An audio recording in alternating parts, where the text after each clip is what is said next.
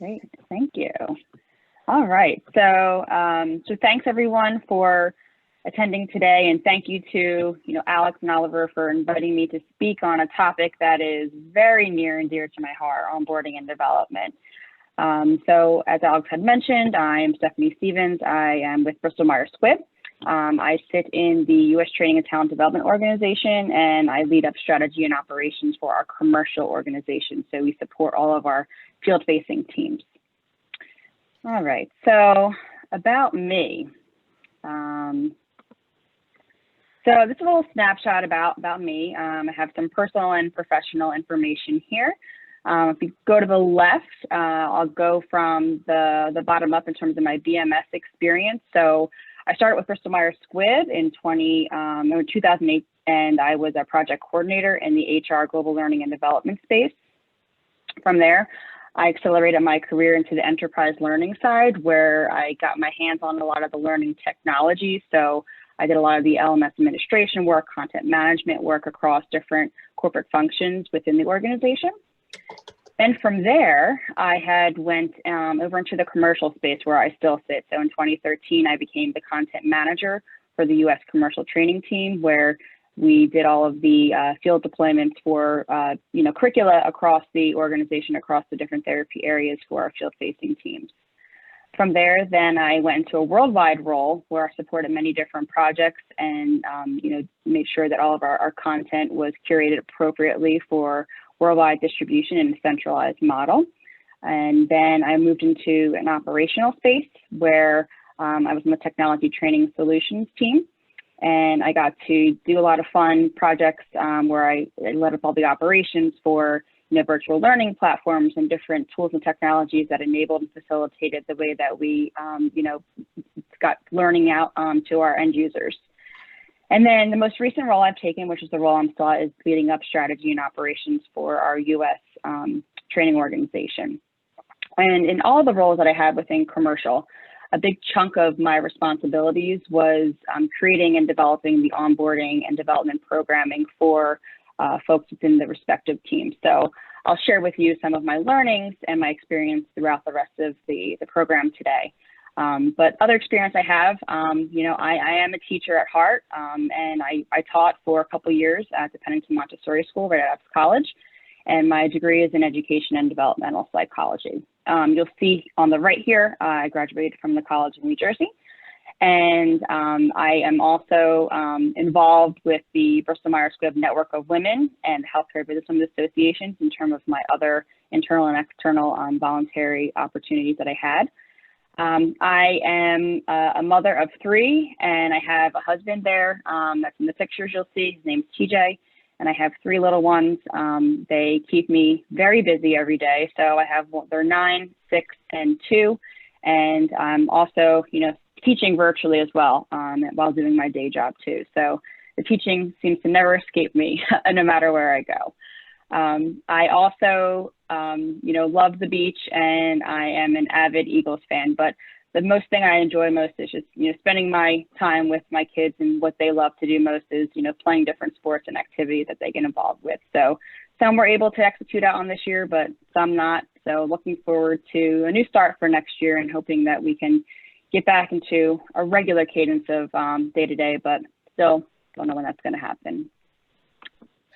All right, so why are we all here today? So I thought we would break it down into a couple key segments of the topic that we have at heart.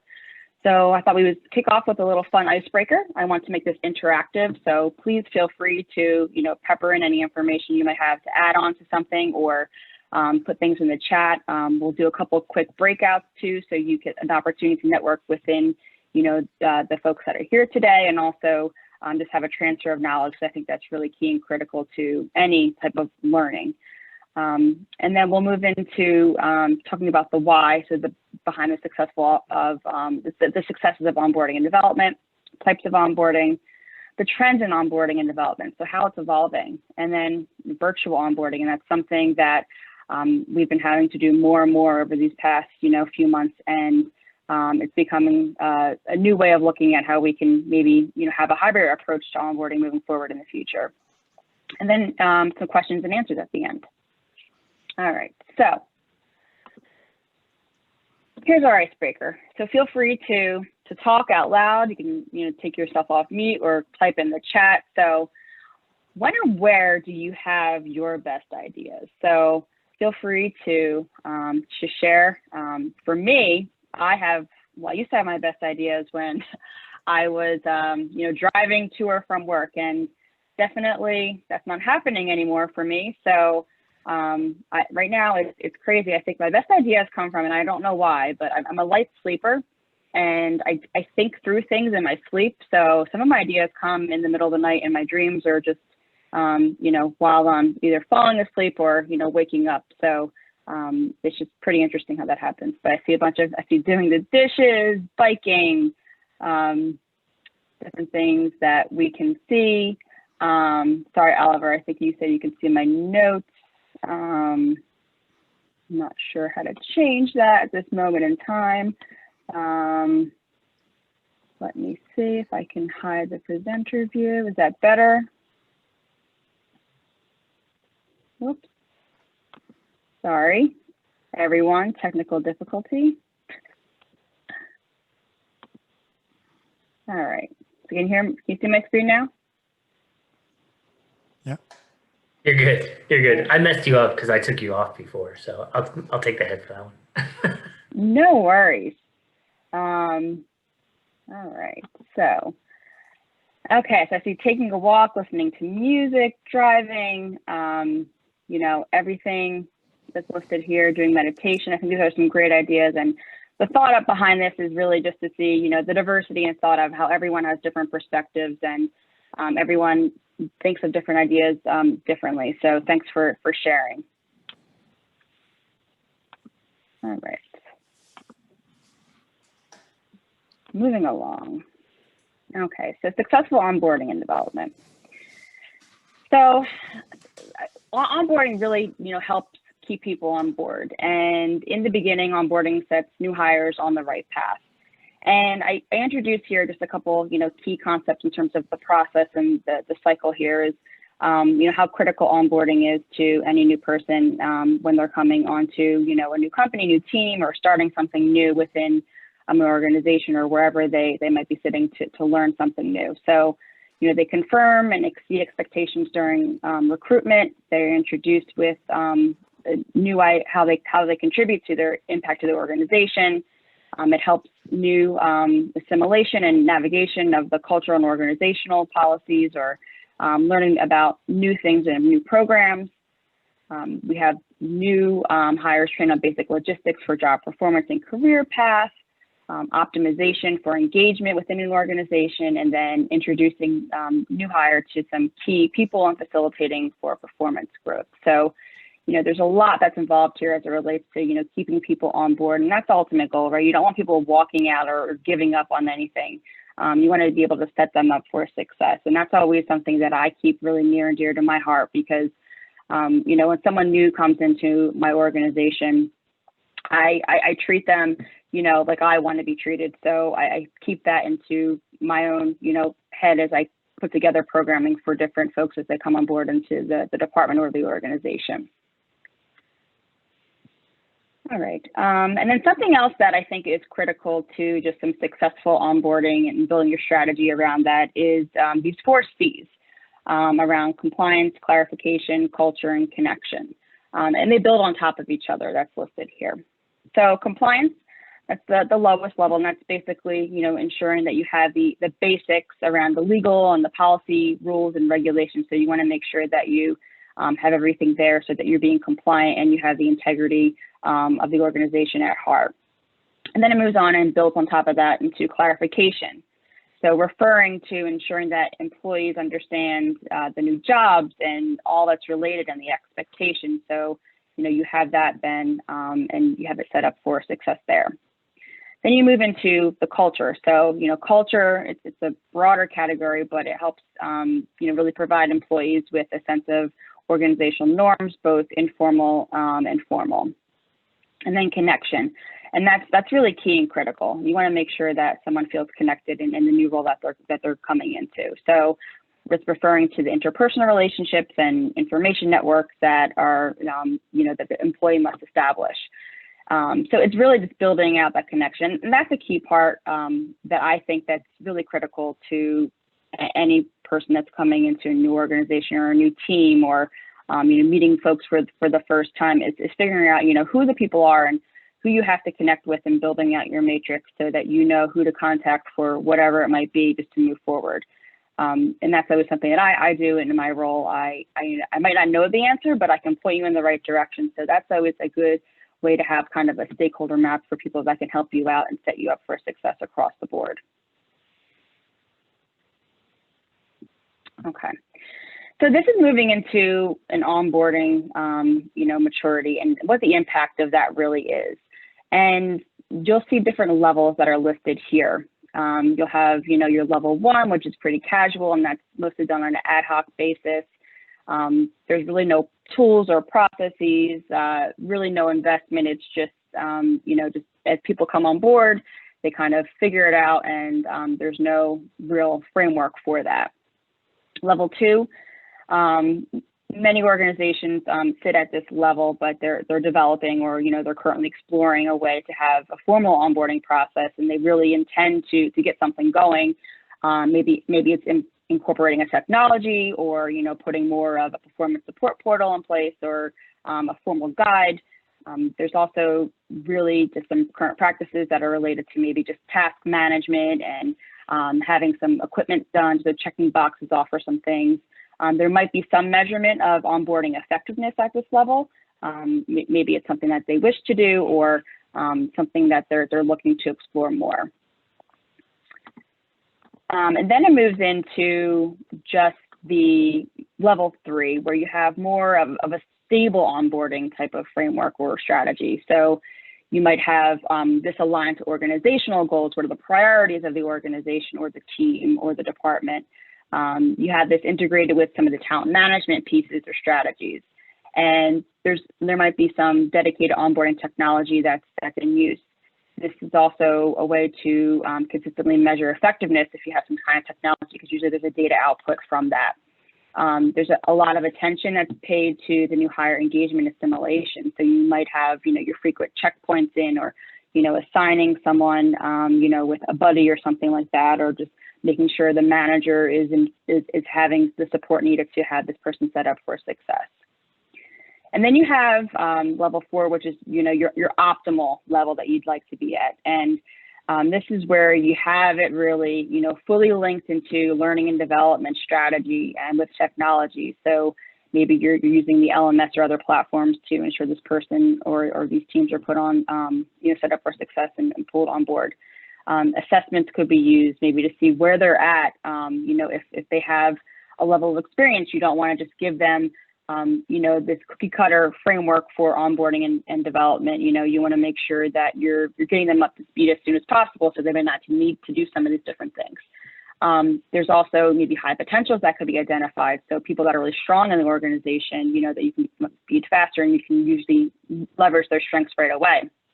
You also have them, really engaged and fully implemented into some of the best practices and assimilation practices within the organization. And then they're also provided with mentors. Maybe it's, not just one, maybe it's a couple for different reasons. That's always a really good way to set up your program for success, is making sure they have support moving forward, especially in this virtual environment. And they're always looking to continuously improve practices. And then you'll see here in terms of the maturity level, that is really going to help you just be more successful as an organization. Because if you have someone, starting out an organization and they feel that it's an optimal program that they're going through, you're going to have them stick around longer, or, you're going to make sure you're attracting talent into your organization by doing that, because you're starting them and setting them up for success right from the get-go. Just to give you a little bit of just what we do within my organization right now is, I started at level 1 when I was in the commercial organization, and we started with a brand new team. There was nothing put into place. So I started with, all right, we got to figure out something. So I put an Excel sheet together. It just had basic tasks and, links to things. And then we kept looking at it and tried to get up to the next level and the next level and the next level by just pulling it into making sure that we had all the resources that we needed to. Just to give you a little bit of an idea of what we do as an organization, I started with maybe onboarding someone, I don't know, maybe like every couple of months or something like that. In my organization where I sit now within my team, we have on a regular cadence, because the roles that folks are in within this training organization are developmental. So they tend to be like 12 to 18 month stints for people coming in, and they do other roles, going back out to the field or taking on new opportunities. But it could be anywhere from 25 to 35 people that I onboard depending on the need. So we'll talk a little bit more down the road around those different types of onboarding needs and roles people might have in the organization. But you can just see the level of bringing people up to speed is much more intense.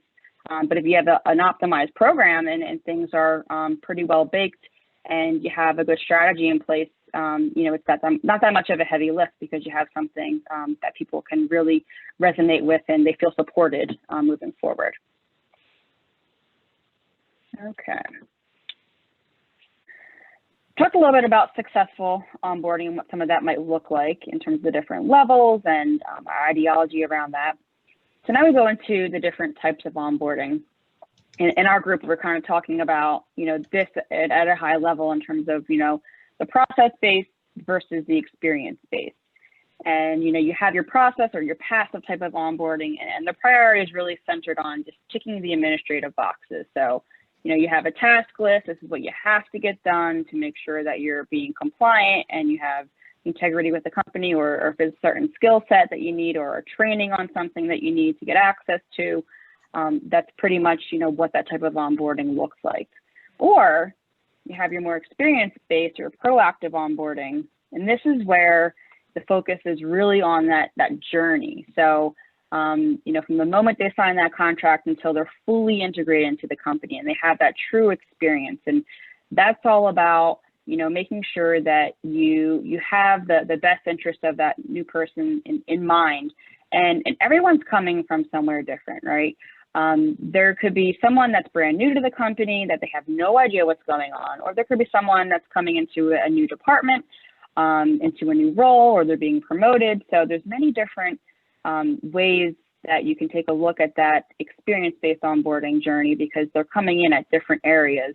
And there's not a one-size-fits-all approach to some of that. So you need to take that into consideration as you're building this out, because there's a lot of different areas of expertise people might have, and you don't want to focus on just some of this checkbox stuff if they don't need to do it. You want to make sure you're optimizing their time as well, so that they can get up to speed and ultimately benefit the success of the organization, because that's how the organization is going to benefit, by getting that person up and running, productive, and showing some progress to ultimately help the end goals and the business goals. And just something else, to add, and I think I mentioned this before, that I did start. I mean, it's a great way to start if you were taking a look at some of the process base, is just making sure you have everything done from a compliance standpoint, and then building from there to build out more of this journey of onboarding and development. Okay, so I built out just a couple different, examples of what this might look like in the real world. So on the left-hand side, or the lighter blue column, you'll see, what that process-based looks like. And then on the right is where you might have more of that experience-based. So talking about, your first day, your orientation induction. So the process-based might be, welcome morning tea, if we were still live, or if you're virtual, maybe it's been done virtually. Your visual induction, or your Death by PowerPoint. So here's all your content. Take a look at this, and then maybe meet with your manager. Whereas the experience-based might be, you get like an office tour, or maybe you get a tour virtually, with, the facility of what it might look like, or different elements of the facility. You have a coffee catch-up with your buddy or your peer mentor, or mentors, or maybe you have more than one. There might be a team meeting on existing and upcoming projects which you're a part of and you're integrated with. There could be a short video training with maybe some quizzes to ensure the new hire is tracking the information.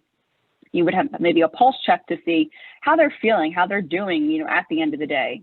And then maybe they're added and included on the different email distributions and given permissions to different software, so that they can come in the next day feeling like they accomplished something. And then it moves over to taking a look at maybe the first week of what that might look like. So on the left-hand side here, so taking a look at the process base. So maybe you meet with HR on Friday to see how week one went versus, day one. Maybe it's wherever you're sitting. So you have a uniform and tech arrive to, get their onboarding manual and take home to read. That's not even, the first day. The new hire might be periodically added new software and meetings that are essential to them, but really not that much. Whereas in the experience base, you might have a short video training, continuing on with some of this stuff in the pulse checks to gauge the comprehension. Maybe if we could, maybe it's virtual now, but, welcome drinks, welcome to the team at the local bar, or having, some like a breakfast or something like that, maybe in the office. And then more, one-on-one time with your buddy to ask all important questions. So you can see the differences there. And there's some more around this too. Maybe you taking a look at, the first couple months, and then business as usual, nothing really much else out to add in terms of the process base, where, you're still continuing to build on that, different experiences for the new hire. So they have content, at 2-week intervals, and, making sure they're not so overwhelmed, because sometimes you can just get this huge packet of information up front from what we talked about in the previous slide, whereas maybe you want to have this more of a self-paced type of way of learning, and, you want to make sure they're absorbing what's happening, because there's so much that's thrown at you at an initial point, and you really don't understand much of it until you're really caught up to speed. And then, you make sure you have regular scheduled catch-ups with your buddy. So, I mean, this continues to go on. I'm sure you can see the pattern. And, the takeaway is you have more of a robust onboarding and development experience, doing the experience-based type of approach to building out your strategy for any type of onboarding program. You're more likely to, like I think I said before, have people stick with the company, stick with the team. It's a way to attract talent to your organization by having this put into place. And I think we were talking about in our group previously, you remember that, that first day, whether it was hell, sometimes I'm sure there could be someone that came on board on a horrible day one. They're like, I don't even know why I'm here. And you start job searching. You don't want that to be the experience for any new hire, because you wouldn't want to be put in that position. So this is really a key and critical, thing to focus on in terms of the onboarding and development, just arena, because it's not just, the first couple of weeks and the first couple of months. It's continuing on and building on and on to keep that longevity of that employee, dedicated to that company or that profession. All right. So from there, I think we could talk about different, types of onboarding and background types. So you have a couple different ways that people are coming into an onboarding experience. They might be new to the company, but they're experienced in the industry. They could be, from the company, but moving into another function or department. Or it could be a transition within the company. I'll talk about that on a couple slides after this, but maybe that's, they're either, taking maternity leave or paternity leave. They could be taking on new projects. They could be moving, from, an individual contributor to a manager of people. So there's different transitions that you might be having within that. So one thing that I've done within my programming that I've built out over time is, I started with just basic, checklist of things to do. And then from there, what I had done is I thought about, there's really not a good way to cascade this out if everyone has different ways of coming into this role or coming into the department. So, I really think that, while this is an overall framework for folks to be able to do this job confidently and competently, there should be more of this strategic approach to taking into account where this person is coming in, their background, their subject matter expertise, or different roles that they've had to support them and help them thrive and get up to speed quicker and faster. So that's what we had done is, we put this together in place. So there's different types of, ways of looking at the different things that they need to do to come up to speed in terms of the task list, but that's not the same for everyone, but at least you have it accounted for. So we do have a recommended list for folks for these different types of backgrounds. All right, and then I talked a little bit about transition. So this gives you a little snapshot of transition, types for different ways for needing onboarding or development. There's pre-boarding, there's new hires, there's promotions, there's transfers, there's projects, there's acquisitions. So if you have new teams coming on board, family leave, maybe there's someone exiting, maybe you're bringing people back in as alumni, or they come back to the company as a consultant, that have been part of the organization before. And then you have those people that are boomerang. So maybe they left the company, but now they're coming back. So you need to take that into account. So there's different ways and different experiences that each of these different transitions would have in terms of their onboarding and development. But we need to take all that into account. And I think that's something that basic onboarding and development hasn't done too much of, but it's something that's key and critical because, you need there's different things that you need at these different moments in time. All right. And then there's different things, to think about. And as I continue, like onboarding should apply to all these different employee transitions. There's different elements here that are on the screen that are just some, but it could be building upon many of these different things that you might need around these different transition points. So it's just some different things to take into account as you're building out your strategy for onboarding and development needs.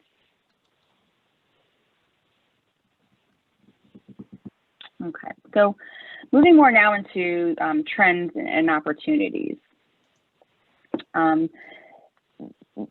What I've been noticing now is, I think as it relates to, these transitions, is there's these different inflection points and this focus on these inflection points. So what does that mean? So it's really getting the right content to the right people at the right time.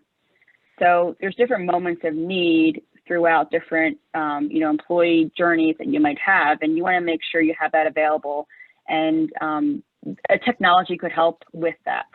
And one thing that I have done within my organization is, we started off with a basic Excel tracker, and then we moved into like an interactive PDF where we had a little bit more content that we pulled in, and it was a little bit more visually pleasing. And then also, from there, I had taken that, and now we've leveraged other technologies because with the sheer volume of folks that we have coming on board and different needs. So, we have new hires, we have people that are taking on, preceptorships or internships, tours of duty. We have folks that, have training as 20% of their role. So their role, they need to get up to speed on certain things because they don't need everything, a trainer in the organization would need. We have people that are focusing on, key stretch assignments that might need different things for that moment of time.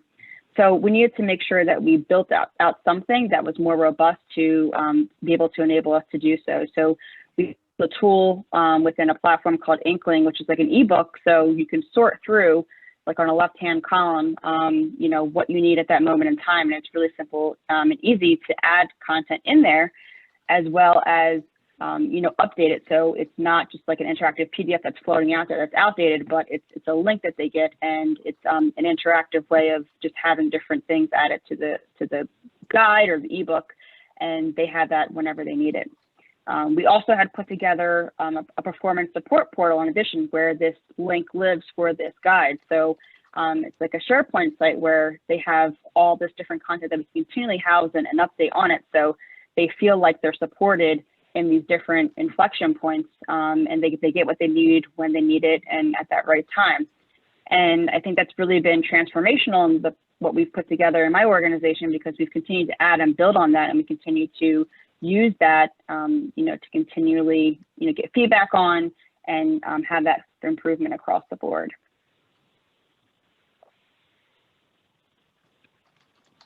All right. And then some additional strategies that I've just seen and taking into place for 2020 and beyond are listed here. And these are just a few that I've seen. So I'm happy to hear if you have anything else to add in for different things that you've been seeing or hearing about within the learning and development space. But number one is really to make learning and development central to the onboarding experience.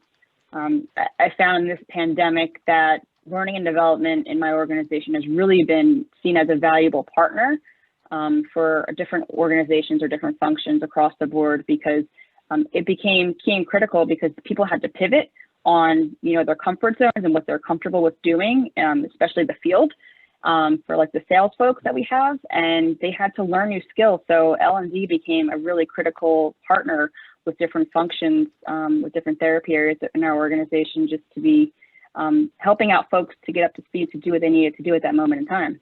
Again, an inflection point. Finding innovative ways to inspire collaboration. That's definitely something that we need to do more and more now, and I'll talk a little bit more about in the virtual space. Drive hiring managers to take greater ownership. I think it's really key that you have transparent expectations up front with what the manager will be doing, and making sure that they're partnering with whoever is on board, or if they have a buddy or a peer mentor on board, that they're all having, the same transparent conversation and dynamic for taking responsibility in that ownership of that person's personal journey. Integrating the touch points on the employee onboarding journey, that's definitely key and critical as well. Initiate the onboarding experience before day one. I think that's always something that, has been a challenge, right? Try to get those things, those different tasks checked off before the person comes in so that they can start doing more of the things that are relevant to their role. So maybe it's just some modules or just some basic like administrative things that they need to do. Is it a possibility to get that done ahead of day one?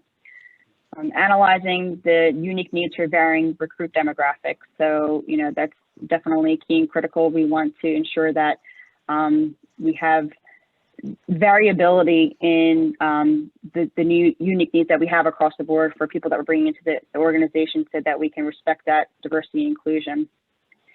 Exploring onboarding models for temporary and secondary and seasonal workers. So, like I said before, maybe you have an intern or someone that has, being a consultant project work for maybe 6 months, they still need to come on board. So we need to make sure that they're being set up for success when they come in, and being able to do what they can do effectively, especially if it's only for a short amount of time.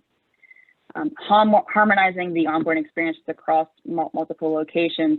I think, Jack, you had mentioned that in ours, there's so many different tools and technologies and links and all this stuff now. Let's try to find a way that we can maybe centralize that, so it's not such a, it's definitely a challenge for folks coming up to board, up to speed, and, they don't know where to go to get different things. So helping harmonize that would be really helpful in just the success for someone coming on board. And then blending the employee onboarding with continuous learning. So how do you build on some of those skills that you're getting in your, your orientation or your 30, 60, 90 days coming on board, but how do you continue to build on that so that you're making sure that you're taking care of that person's professional development needs as well. And then factoring in offboarding requirements right at the time of onboarding. So anything that might be needed to clarify there up front, you have that there. Stephanie, can I chime in and ask a question? Yeah, absolutely. Looking at number 6, analyzing the unique needs of people who have various demographics, what do you do when you are bringing employees in who have diverse characteristics, and how do you make sure that the organization is welcoming, inclusive of individuals who come from, quotes, diverse backgrounds? Yeah, I mean, one thing that, we do as an organization is, we have a campaign that really does promote inclusive behavior. So making sure every voice is heard. And I think that's just the best practice across the organization. And I think managers need to really, demonstrate that as a best practice within their teams. So having some best practices put into place so that everyone's voice is heard, because that's how you're going to get the most success out of any team, is having that be put on the table as welcoming those different backgrounds and those different diverse opinions or different ways of thinking or different ways of experience to be brought to the table. That's something that we've done as an organization. That's something I think should be put into any type of curriculum or, developing teams. That's something that would be really beneficial to any organization. So just making inclusive behaviors be part of your expectations within your organization.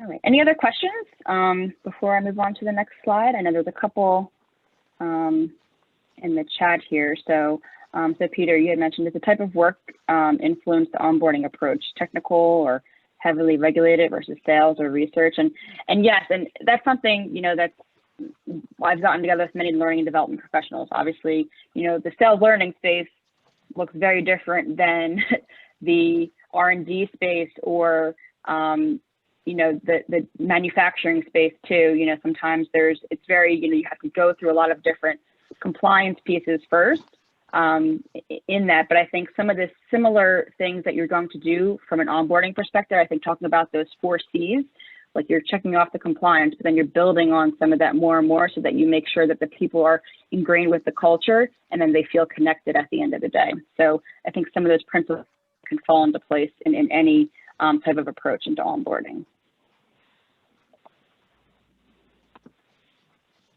Okay, so virtual onboarding.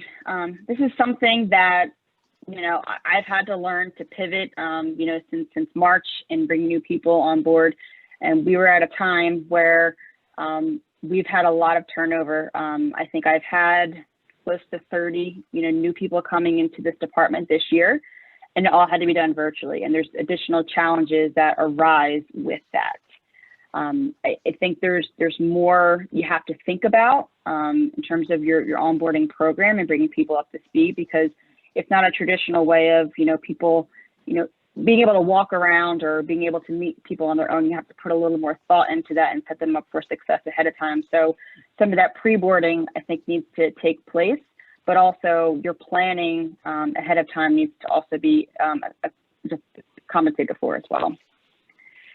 So here's some things that I've pulled into my own program and just had to take a look at what I have in terms of what we've done and had to pivot. So, reconsider your onboarding schedule, I think I mentioned. So, if you had a half day scheduled to onboarding, that's not going to work anymore. So you're going to need to break that out into smaller chunks with focused topics across the board so that you're not jamming too much in.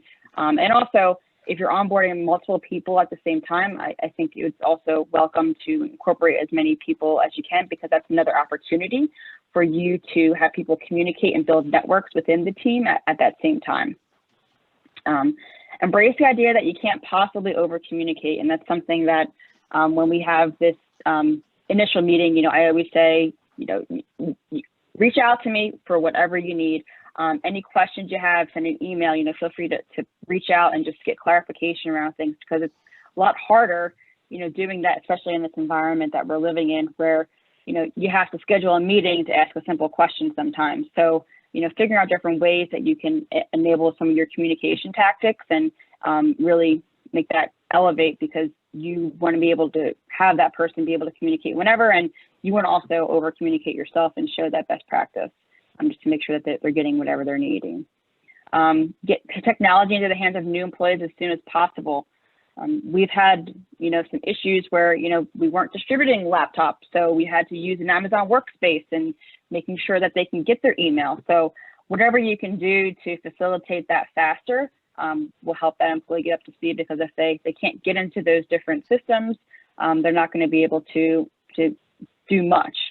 And then emphasizing your company's or your team's culture and values. And I think that's a focus, whatever that might be, just to make sure that you have that at the center of, making sure that they understand that and they can resonate with some of these different things. So in terms of part of my onboarding is I pulled a lot of that out and I focused a whole time slot on that specifically. I mean, HR had done some, they send you some links, different things to look at, but I want to give people the opportunity to talk about it and ask questions about it and share what the culture is and get perspectives from people that have already been living in this culture and ways they can demonstrate some of these values. And then using frequent check-ins to keep the new hires engaged. I do these things called pulse checks where I do them, every other week if possible, monthly at a minimum, just to make sure that they're making progress. And if there's anything that's holding them up on the task list of things that they have to get done, what's the holdup there? So if you're having those frequent check-ins, you can make sure they're progressing along quicker. Nurturing opportunities for new hires to connect with one another. So figuring out some fun ways that either new hires can come together or they can start building networks across the organization, especially if they're new to the company too. We have, resource groups within our organization, so I make sure that that's something that I highlight on that day one, so they can begin building their network there and start making that feeling of connection with one another. And emphasizing the role of the hiring manager and designated peer mentor. And I think that's something that you really need to do. You need to make sure that the hiring manager can be busy, but your people come first, and especially new people. You need to make sure that they're feeling welcomed and that they also feel supported. And that's why putting a peer mentor in place also, it's another avenue of support. And I always stress, I'm like, put a regular meeting on, make it a reoccurring meeting. You might not need it, but you might really need it one day, and then you can't find time on that person's calendar. So make sure that you have that up front, and that's clear expectations that are designated really up front to, when you're going over roles and responsibilities with your hiring manager, with your peer mentor, and the new hire. And then modeling continuous learning by asking for feedback and acting on it quickly. So, making sure that you're consistently, asking like, do you have anything, you need anything, give me feedback for me, this is a safe space to be able to do it so that you can fix or correct anything or continue to build on things, that could be successful in the long run. All right, and then Madeline, how long does your virtual onboarding sessions last per day? So I try to do it an hour, sometimes 90 minutes at max. I find right now people are pretty burnt and spent, especially if you're teaching something or going over some kind of skill. People pretty much only have like that hour time slot. So if possible, 60 minutes is optimal right now. But if it's more of a broader topic, we usually do 90 minutes with a break in between. Thank you for the question.